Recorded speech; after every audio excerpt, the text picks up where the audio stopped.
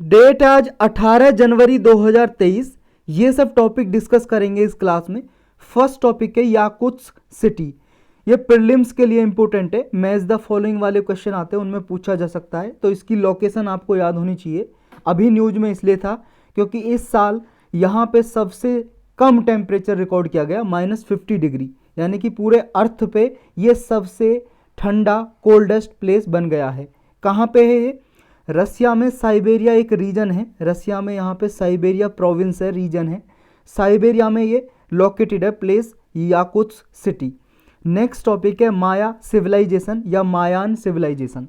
ये एक सभ्यता है, जैसे हमारे इंडिया में 5000 वर्ष पहले हड़प्पन सभ्यता के लोग रहा करते थे, इसी तरह से माया सिविलाइजेशन रहा करती थी। कहाँ पे? नॉर्थ अमेरिकन रीजन में, नॉर्थ अमेरिका में। ये पता है आपको, वर्ल्ड मैप है यहाँ पे। ये देखो नॉर्थ अमेरिका कॉन्टिनेंट है। यहाँ पे देखो ये मैक्सिको, ये सदर्न अमेरिका, मैक्सिको, ग्वाटेमाला, ये आपके जो होंडुरास, ये प्लेस हैं। यहाँ पे माया सभ्यता के लोग पाए जाते थे, रहते थे यहाँ पे माया सभ्यता के लोग। अभी न्यूज में इसलिए आया क्योंकि कुछ रिमेन्स अवशेष मिले हैं माया सभ्यता के, जो अभी कुछ रिसर्चर हैं उन्होंने खोजे हैं। कहाँ पे? ग्वाटेमाला कंट्री है वहाँ पे। ये इस तरह के देखो रिमेन्स, कुछ बिल्डिंग वगैरह बनी हुई है माया सभ्यता की, ये डिस्कवर किए गए हैं लिडार टेक्नोलॉजी के जरिए। लिडार टेक्नोलॉजी क्या है? Light detection and ranging technology. ये लिडार टेक्नोलॉजी में देखो एक हेलीकॉप्टर टाइप होता है, उससे लाइट डालते हैं और रीजन को स्टडी करते हैं, किसी भी रीजन को, क्षेत्र को। लिडार टेक्नोलॉजी कैसे वर्क करती है पूरा डिटेल में जानना है तो आप साइंस एंड टेक की प्लेलिस्ट में जाके इसके लिए लेक्चर देख सकते हो, पूरा डिटेल में बना हुआ है। तो अभी ये कुछ यूनिवर्सिटी के रिसर्चर थे, उन्होंने कुछ रिमेन्स ढूंढे माया सभ्यता के, इसलिए न्यूज में थी माया सभ्यता। माया सभ्यता के बारे में और डिटेल से जान लेते हैं। ये सभ्यता देखो मीजो अमेरिका की क्लासिक सिविलाइजेशन मानी जाती है। मीजो अमेरिका रीजन कौन सा है? मीजो अमेरिका यही है, ये वाला रीजन जो हमने देखा, मैक्सिको, सदर्न यूएस, ये ग्वाटेमाला, बेलाइज, होंडुरास, ये जो कंट्री है यहाँ पे। तो यहाँ पे ये सभ्यता पाई जाती थी। कब रहती थी ये सभ्यता, यानी कि किस टाइम पीरियड में रहा करते थे इसके लोग? 2600 बीसी के लगभग, 2600 बीसी के लगभग इसके लोग यहाँ पे रहते थे। ये देखो 2600 बीसी के लगभग। ये युकेतन पेनिनसुला है जो वहाँ से ओरिजिनेट होती है सभ्यता, और मैक्सिको में, ग्वाटेमाला, बेलाइज, होंडुरास, इन प्लेस पे ओरिजिनेट होती है ये सभ्यता, यानी कि उत्पत्ति होती है, यहाँ से निकलते हैं। ये युकेतन देखो पेनिनसुला कौन सा है? ये वाला पार्ट देख रहे हो जो मैक्सिको का, ये वाला पार्ट, ये है युकेतन पेनिनसुला। पेनिनसुला को हिंदी में बोलते हैं प्रायद्वीप। प्रायद्वीप या पेनिनसुला ऐसा रीजन होता है जो 3 साइड से पानी से घिरा हुआ हो। ये देखो युकेतन पेनिनसुला है, इधर से, इधर से, इधर साइड से, इधर से और इधर से, 3 साइड से पानी से घिरा हुआ है, इसलिए इसको पेनिनसुला का नाम दिया गया है। नेक्स्ट टॉपिक है ब्लैक बॉक्स या फ्लाइट रिकॉर्डर। आप सबको पता होगा, न्यूज में देखा होगा आपने, नेपाल का एक जो एरोप्लेन है वो क्रैश हो गया, डिस्ट्रॉय हो गया, नष्ट हो गया। तो वहाँ पे ये ब्लैक बॉक्स ढूंढा, उस जो प्लेन क्रैश हुआ था उसका। जितने भी प्लेन, एरोप्लेन होते हैं या फिर जो पानी के जहाज होते हैं, पानी में चलते हैं या हवा में उड़ते हैं एरोप्लेन, उन सब में ये ब्लैक बॉक्स होते हैं। इस तरह का होता है। देखो इसका नाम भले ही ब्लैक बॉक्स हो, लेकिन इसका कलर है जो, ये थोड़ा वर्मिलियन टाइप का होता है। वर्मिलियन का मतलब होता है सिंदूर, जो मांग में लगाती हैं हिंदू धर्म में महिलाएं। तो वर्मिलियन कलर का इसका होता है। क्यों होता है इसका कलर ऐसा ही, क्यों रखा गया है ऑरेंज टाइप का थोड़ा? इसलिए रखा गया है क्योंकि ये आसानी से दिख सके। मान लो डिस्ट्रॉय होगा कहीं, मान लो किसी कीचड़ में पड़ा है, कहीं पे पड़ा है, जंगल में पड़ा है, कोई क्रैश हो गया प्लेन, तो आसानी से दूर से दिख सके। क्योंकि अगर इसका कलर ब्लैक होगा तो मुश्किल से दिखाई देगा, अगर ये कीचड़ में पड़ा होगा तो विजिबिलिटी के कारण इसका कलर रखा गया है ऑरेंज टाइप का या वर्मिलियन कलर। नाम है ब्लैक बॉक्स या फ्लाइट रिकॉर्डर। क्या है, क्या काम आता है ये, क्यों रखते हैं इसे एरोप्लेन में? एरोप्लेन में इसे इसलिए रखते हैं ताकि ये कुछ इन्फॉर्मेशन रिकॉर्ड कर सके इन्फॉर्मेशन। गवर्नमेंट रेगुलेटरी एजेंसीज जो होती हैं वो इस डिवाइस को हर एक कॉमर्शियल एयरक्राफ्ट में रखती हैं, ताकि मान लो अगर कोई प्लेन क्रैश हो जाए तो प्लेन के बारे में जानकारी मिल सके। क्या जानकारी मिल सके?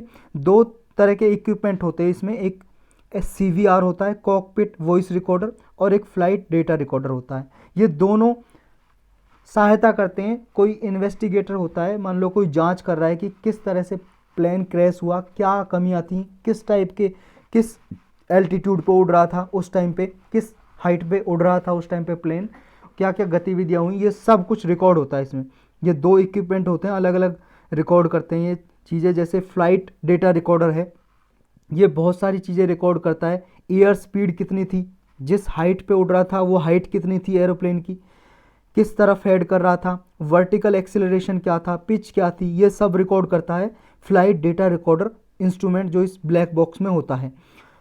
फ्लाइट का पाथ वगैरह सब कुछ रिकॉर्ड करता है। और ये देखो, जैसा हमने ऊपर डिस्कस किया, सिर्फ एरोप्लेन में ही नहीं रखते इसे, ये जो FDR है पानी के 6 किलोमीटर नीचे भी, अंडर वाटर भी ये रिकॉर्ड कर सकता है ये सब चीज़ें, यानी कि पानी के जहाज में भी ये लगाया जा सकता है। कॉकपिट वॉइस रिकॉर्डर होता है ये इंस्ट्रूमेंट, ये रिकॉर्ड करता है, जैसा इसका नाम है वॉइस। वॉइस किसकी? जो क्रू मेंबर होते हैं ना, जैसे पायलट होता है, को पायलट होते हैं, सहायक पायलट होते हैं एरोप्लेन में, उनकी क्या बातें हुई, क्या कम्युनिकेशन हुई, वर्बल कम्युनिकेशन, उनको रिकॉर्ड करता है। एयरक्राफ्ट की साउंड क्या थी उस समय पे जब क्रैश हुआ, सारे रिकॉर्डिंग करता है। ये कॉमनली देखो ब्लैक बॉक्स है, एयरक्राफ्ट के पीछे रखा जाता है टेल पे। जैसे ये जहाज है तो ये पूंछ है इसकी, यहाँ पे रखा जाता है, क्योंकि जब मान लो एयरक्राफ्ट है कोई भी, वो क्रैश होगा, डिस्ट्रॉय होगा, आगे से नष्ट होगा, ये वाला पार्ट थोड़ा बच जाता है, चांस होते हैं, और ये जो ब्लैक बॉक्स है ये बच जाता है, तो इसमें सारी इन्फॉर्मेशन रिकॉर्ड हो जाती है। तो इससे पता चल जाता है कि क्या कमियां रही थी कि ये प्लेन क्रैश हो गया, ताकि आगे जो कमियां रही हैं उनको सुधारा जा सके और कोई प्लेन क्रैश ना हो। नेक्स्ट टॉपिक है थ्रू वल्लूवर।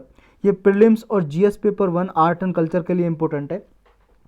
ये इमेज में देख सकते हो, इनके नाम की स्टैंप जारी की गई, थ्रू वल्लूवर। अभी न्यूज़ में इसलिए थे क्योंकि इनकी एनिवर्सरी थी। थ्रू वल्लूवर या वल्लूवर के नाम से भी जानते हैं इन्हें। ये तमिल पोइट सेंट थे, यानी कि तमिल भाषा में लिखने वाले कवि थे ये। इन्होंने ये थ्रू कुर्राल या कुर्राल के नाम से जानते हैं, ये संगम लिटरेचर में इन्होंने बुक लिखी, जो संगम लिटरेचर का पार्ट है। इनमें देखो 10 कपलेट्स हैं इसके, थ्रू कुर्राल या कुर्राल कुरल के 10 कपलेट्स, कपलेट्स का मतलब दोहे। उनके 133 सेक्शन है जो 3 बुक में डिवाइड किए गए हैं। एक बुक का नाम है आराम, जो वर्च्यू इसका मतलब है। एक है पोरुल, ये तमिल भाषा में नाम है इनके पोरुल, इसका मतलब है इसमें गवर्नमेंट एंड सोसाइटी के बारे में इंफॉर्मेशन है। एक है कमाम, यानी कि लव, इसके में इंफॉर्मेशन है इस बुक में। तो 3 बुक में डिवाइड किए गए इनके थ्रू कुर्राल या कुर्राल, जो इन्होंने कपलेट लिखे या बुक लिखी। नेक्स्ट टॉपिक है ग्लोबल साउथ समिट। ये प्रीलिम्स और GS पेपर 2 और 3 के लिए इंपॉर्टेंट है। ये समिट हुआ अभी, इंडिया ने इसको होस्ट किया, मेज़बानी की। इंडिया ने यहाँ पे कुछ प्रोजेक्ट वगैरह लॉन्च किए, इनिशिएटिव लॉन्च किए, जैसे आरोग्य मैत्री प्रोजेक्ट। ये आरोग्य मैत्री प्रोजेक्ट है, कोई भी ऐसी कंट्री जहाँ पे डिजास्टर आ रहा है उसको मेडिकल सप्लाई प्रोवाइड करना। Global south scholarship for student, ये जो इनिशिएटिव है लॉन्च किया ताकि इंडिया में ज़्यादा से ज़्यादा जो स्टूडेंट है वो पढ़ने के लिए आए और उनकी कंट्री, जैसे इसमें देखो ग्लोबल साउथ समिट है, जो ग्लोबल साउथ जो नाम है, इसमें जो डेवलपिंग और लीस्ट डेवलप कंट्री हैं वो आती हैं, विकासशील देश, और जो पुअर कंट्री हैं वो आते हैं ग्लोबल साउथ में। और जो ग्लोबल नॉर्थ है उसमें जनरली ये टर्म यूज करी जाती है डेवलप्ड और डेवलपिंग कंट्रीज़ के लिए। ग्लोबल नॉर्थ यूज की जाती है डेवलप्ड कंट्रीज़ के लिए, विकसित देशों के लिए, जैसे अमेरिका है, UK है, फ्रांस है, जर्मनी है, ये डेवलप्ड कंट्रीज़ के लिए। ग्लोबल साउथ किसके लिए यूज की जाती है? ग्लोबल साउथ की जाती है डेवलपिंग और पुअर कंट्रीज़ के लिए, लीस्ट डेवलप्ड कंट्रीज़ के लिए। विकासशील देश बोलते हैं हिंदी में डेवलपिंग कंट्रीज़ को, और डेवलप्ड कंट्री मतलब विकसित देश, जो विकसित हो चुका है। तो ये ग्लोबल साउथ स्कॉलरशिप स्टूडेंट्स, यानी कि ऐसे कंट्री जो डेवलपिंग कंट्री हैं या लीस्ट डेवलप कंट्री हैं, वो अपने स्टूडेंट को स्कॉलरशिप प्रोवाइड करें ताकि इंडिया में एजुकेशन के लिए आए, कर सकें। ग्लोबल साउथ यंग डिप्लोमेट्स, ये देखो फॉरेन मिनिस्टर को कनेक्ट करने के लिए, जो डेवलपिंग कंट्रीज के फॉरेन मिनिस्टर हैं, विदेश मंत्री, उनको कनेक्ट करने के लिए ये इनिशिएटिव लॉन्च किया। नेक्स्ट इनिशिएटिव लॉन्च किया यहाँ पे global south centre of excellence, ये रिसर्च और डेवलपमेंट को प्रमोट करने के लिए डेवलपिंग कंट्रीज में। Global south science and technology for space and nuclear energy initiative, ये शेयरिंग करता है इंफॉर्मेशन साइंस एंड टेक्नोलॉजी से रिलेटेड।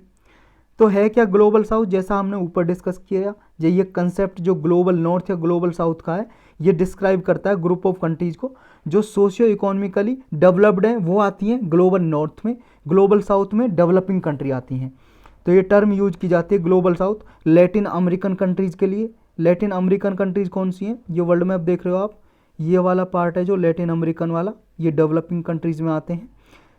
एशिया डेवलपिंग कंट्री हैं मोस्टली एशिया में, अफ्रीका में, ओशिनिया में, अफ्रीका में पुअर कंट्री या लीस्ट डेवलप कंट्री हैं। तो ये सब आते हैं ग्लोबल साउथ में। ग्लोबल साउथ में देखो पुअरेस्ट और लीस्ट इंडस्ट्रियलाइज कंट्रीज आती हैं जो वर्ल्ड के लगभग सदर्न पार्ट में, मेनली सदर्न पार्ट में। क्यों, देखो ये वर्ल्ड मैप देख रहे हो आप सबको पता है ये इक्वेटर है, भूमध्य रेखा, ये वाला नॉर्थ पार्ट हो गया उत्तर, ये दक्षिण हो गया साउथ पार्ट। तो ऐसा माना जाता है कि नदर्न पार्ट में है, क्योंकि देखो ये भी ये वाला पार्ट है यूरोप का, यूएस, ये नॉर्थ पार्ट में आते हैं, नदर्न हेमिस्फीयर में आते हैं। तो ये डेवलप्ड कंट्री है मोस्टली, और जो डेवलपिंग कंट्री है ये इनके साउथ में है, तो ये मान लिया जाता है साउथ में। तो इस वजह से ये ग्लोबल नॉर्थ और साउथ की टर्म यूज की जाती हैं। जो समिट है देखो इंडिया ने होस्ट किया है, और इंडिया इस समय पे G20 का प्रेसिडेंट भी है, और इसमें यूक्रेन के वार से रिलेटेड पेंडेमिक का क्या इफेक्ट रहा है, ये सब कुछ भी डिस्कस किया गया है। इसका टारगेट क्या होता है, टारगेट ये है ग्लोबल साउथ का कि जो डेवलपिंग कंट्रीज़ हैं या पुअर कंट्रीज़ हैं, इनको एक साथ लेके आना, और जो इनके कॉमन गोल्स हैं उनके लिए कॉमन प्लेटफॉर्म प्रोवाइड करना, ताकि ये जितने भी इश्यूज़ हैं डेवलपिंग कंट्रीज़ के, पुअर कंट्रीज़ के, एक साथ डिस्कस किए जा सके और इनका सॉल्यूशन ढूंढा जा सके। इस साल की थीम क्या है ग्लोबल साउथ समिट की, समिट का मतलब ये होता है मीटिंग कराई गई है, ये मीटिंग होती है जिसमें डिस्कस किया जाता है कॉमन पर्पज़ के लिए कि किस तरह से जो कॉमन इशू हैं उन्हें सॉल्व किया जाए। इस साल की थीम है unity of voice, unity of purpose. India देखो इसमें ग्लोबल साउथ की वॉइस की तरह अपना ऑफर कर रहा है योगदान, और एक एजेंडा इंडिया ने दिया है respond, recognise, respect and reform का। पीएम मोदी के अकॉर्डिंग जो क्राइसिस अभी संकट चल रहा है ग्लोबल साउथ का, यानी कि पुअर कंट्रीज़ का, ये क्राइसिस वर्ल्ड को फेस करना पड़ सकता है आगे, और स्टेट ऑफ इंस्टेबिलिटी है वो आगे भी देखो इसमें कोई क्लैरिटी नहीं है, आगे भी आ सकती है। जैसे यूक्रेन वार चल रहा है, पेंडेमिक की वजह से बहुत सारे कंट्रीज़ की जो इकॉनमी है वो स्लो डाउन हो चुकी है, इस तरह के क्राइसिस आगे देखने को मिल सकते हैं। ऐसा इसमें डिस्कस किया गया ग्लोबल साउथ समिट में। नेक्स्ट टॉपिक है प्रोविजनिंग, ये प्रीलिम्स और जीएस पेपर 3 के लिए इंपॉर्टेंट है। प्रोविजनिंग या प्रोविजनिंग कवरेज रेशो बोलते हैं इसे, शॉर्टकट में पीसीआर लिखते हैं, पीसीआर। ये क्या है, देखो किसी भी बैंक को अपने बेड असेट्स का कुछ परसेंटेज एक अलग जगह रखना पड़ता है। ये समझ लो जैसे आप लोग कुछ इनकम कमाते हो, आपकी कोई इनकम होगी, आपके घर की इनकम होगी, लेकिन कुछ उसमें से आप मनी अलग रख देते हो, मान लो तिजोरी में रख दिया आपने, किस लिए, ताकि मान लो कोई इमरजेंसी आए, कोई घर में बीमार हो जाए या कोई और इमरजेंसी आए अचानक से, तो उस टाइम पे आप उस पैसे को यूज कर सको, उस मनी को यूज कर सको। इसी तरह से बैंक क्या है, कुछ परसेंटेज अपनी बेड असेट्स का, बेड असेट्स क्या होती हैं, बेड असेट्स होती है नॉन परफॉर्मिंग असेट्स भी बोलते हैं इसे, एनपीए। जब कोई बैंक किसी को लोन देता है और 90 डेज से ज़्यादा हो जाते हैं, ना ही वो प्रिंसिपल लौटाता, ना ही वो इंटरेस्ट देता है, ब्याज देता है, तो उस असेट्स को, संपत्ति को एनपीए डिक्लेयर कर देते हैं। और एनपीए डिक्लेयर करने से पहले बहुत सारी कैटेगरी होती हैं, सब स्टैंडर्ड असेट्स, स्टेट्स असेट्स, इस तरह से उसे डिवाइड करते हैं असेट्स को। ये कई बार हमने डिस्कस किया और एनपीए के बारे में लेक्चर बना हुआ है, इकोनॉमी की प्लेलिस्ट में आप डिटेल में देख सकते हो इसको। तो एनपीए ही बेड असेट्स होती है। तो बेड असेट्स जो बैंक के पास होती है उसका कुछ परसेंटेज बैंक सेट असाइड कर देता है, यानी कि अलग एक फंड में रख देता है वो मनी। किस लिए, ताकि बैड टाइम जब आए, जब भी कोई बुरा टाइम आए तो बैंक इसको यूज कर सके। और बैंक की बैलेंस शीट होती है, उसमें इनकम में काउंट की जाती है ये, जो ये पैसा मनी अलग से रखा जाता है। यानी कि बैड टाइम में जब भी मान लो बैंक के पास कोई क्राइसिस आ जाए, संकट आ जाए, बैंक के पास पैसा ना हो, तो उस समय पे इस फंड को यूज किया जा सके। इसी को बोलते हैं provisioning coverage ratio. Bad assets का कुछ परसेंटेज अलग रख दिया जाता है अलग फंड में, उसी को बोलते हैं पीसीआर। याद रखना ये। नेक्स्ट टॉपिक है स्टडी ऑन एमएफआई। प्रीलिम्स और जीएस पेपर 2 और 3 के लिए, मेनली 3 के लिए मोस्ट इंपोर्टेंट टॉपिक है ये। जीएस पेपर 3 की बात कर रहे हैं मेंस के लिए। अभी देखो माइक्रो फाइनेंशियल इंस्टीट्यूशन के बारे में एक सर्वे की गई, स्टडी की गई, अध्ययन किया गया। किसने किया? प्राइस वाटरहाउस कूपर्स ने। क्या है ये प्राइस वाटरहाउस कूपर्स? एक देखो ये समझ लो प्राइवेट कंपनी है, फर्म है। 1998 में इसको बनाया गया था, लंदन में है ये कंपनी प्राइस वाटरहाउस कूपर्स। इसने देखो association of micro finance institution of India, इसके साथ मिलके स्टडी की है, सर्वे की, अध्ययन किया। ये क्या है? Association of MFI, micro finance institution of India. एक एसोसिएशन है, जैसा इसके नाम में, जैसे लेबर यूनियन होती है, लेबर की आवाज़ें उठाती है गवर्नमेंट के पास, या जैसे फिक की है, बिजनेसमैन की आवाज़ें उठाती है गवर्नमेंट के सामने, इसी तरह से ये एसोसिएशन है माइक्रो फाइनेंस इंस्टीट्यूशन की। इसके साथ मिलकर ये स्टडी की कि इंडिया में क्या रोल है, क्या रोल प्ले कर रहे हैं माइक्रो फाइनेंस इंस्टीट्यूशन।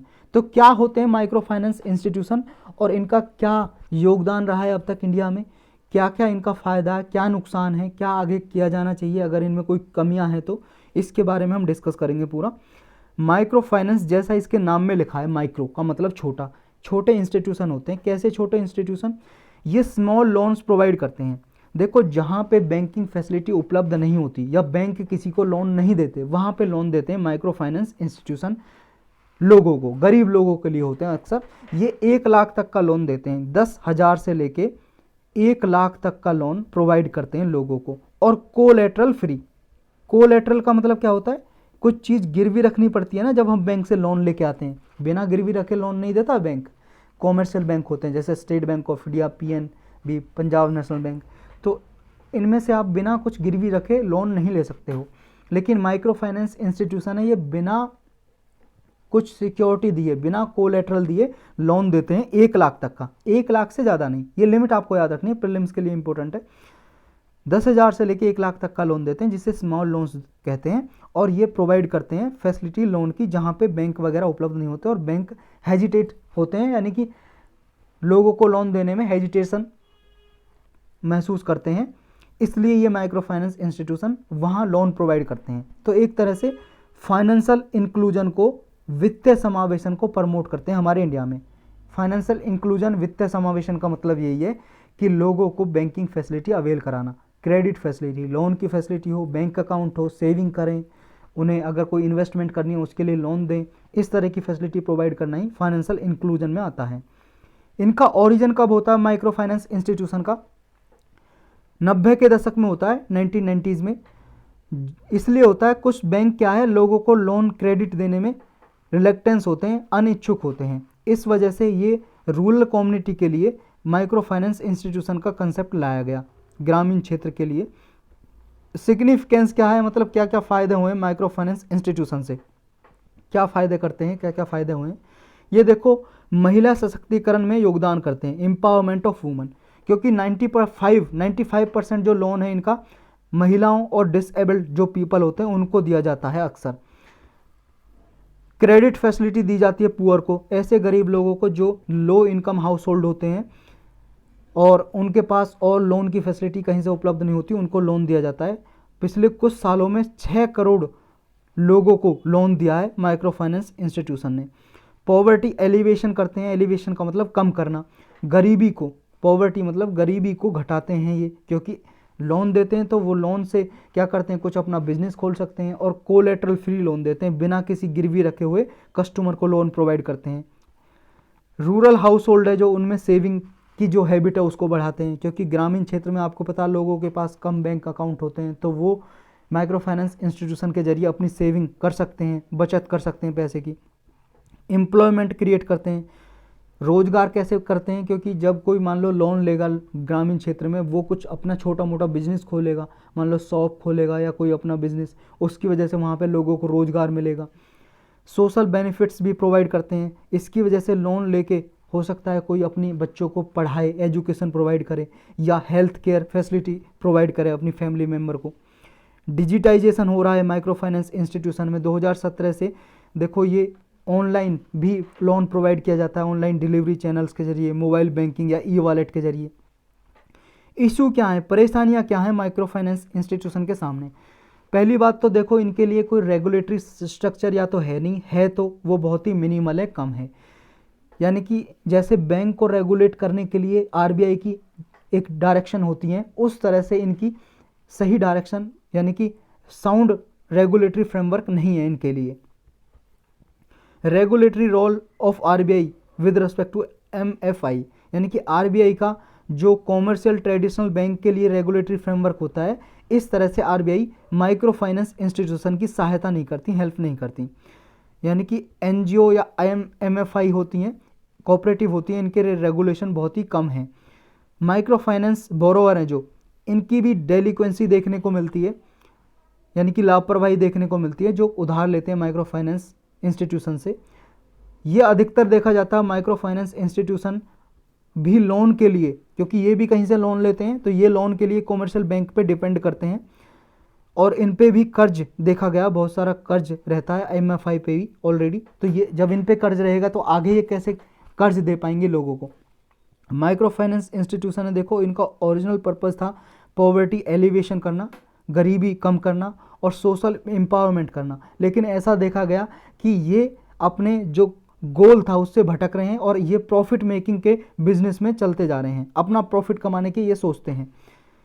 जो माइक्रो फाइनेंस इंस्टीट्यूशन है, ये देखा गया कि क्लाइंट को भी हैरास करते हैं, सताते हैं कई टाइम पे। वे फॉरवर्ड में क्या हो सकता है, यानी कि आगे क्या किया जा सकता है? देखो इनके लिए फ्लेक्सिबल रेगुलेटरी फ्रेमवर्क लाया जाए एक तो, और इन्हें स्किल प्रोवाइड की जाए, पोर्टेबिलिटी हो इनके अकाउंट की। ऐसा नहीं है कि एक जगह पे अकाउंट है तो दूसरे माइक्रो फाइनेंस इंस्टीट्यूशन में उसको हैंडल नहीं किया जा सकता, तो पोर्टेबिलिटी हो। आरबीआई के इनके लिए एक साउंड रेगुलेटरी फ्रेमवर्क तैयार करे, जैसे बैंकों के लिए होता है, कॉमर्शियल बैंकों के लिए। एक डाइवर्सिफाइड मेनू हो माइक्रो लोन के लिए, माइक्रो लोन प्रोडक्ट के लिए, कि इंटरप्राइजेज को, माइक्रो इंटरप्राइजेज हैं जो उनको लोन देने के लिए, कम्युनिटी बेस्ड लोन प्रोवाइड करने के लिए डेवलपमेंट इनिशिएटिव से लिंक किया जाए इनको, ताकि आगे जो एक्टिविटीज़ हैं उनको प्रमोट किया जा सके रूरल लेवल पे भी। कंक्लूजन में क्या कह सकते हैं? देखो वर्ल्ड बैंक का एस्टिमेट है लगभग 500 मिलियन पीपल को इनसे फ़ायदा हुआ है, 50 करोड़ से ज़्यादा लोगों को माइक्रो फाइनेंस इंस्टीट्यूशन से फ़ायदा हुआ है। तो इनको प्रमोशन करना इम्पोर्टेंट हो जाता है, क्योंकि इनकी वजह से विलेजर जो ग्रामीण क्षेत्र में लोग रहते हैं उनको एजुकेट करके, उनको अवेयर करके, जागरूक करके माइक्रो फाइनेंस इंस्टीट्यूशन के रोल को और प्रमोट करके यहाँ पे डेवलपमेंट लाया जा सकता है लोगों में। तो यही थे आज के टॉपिक।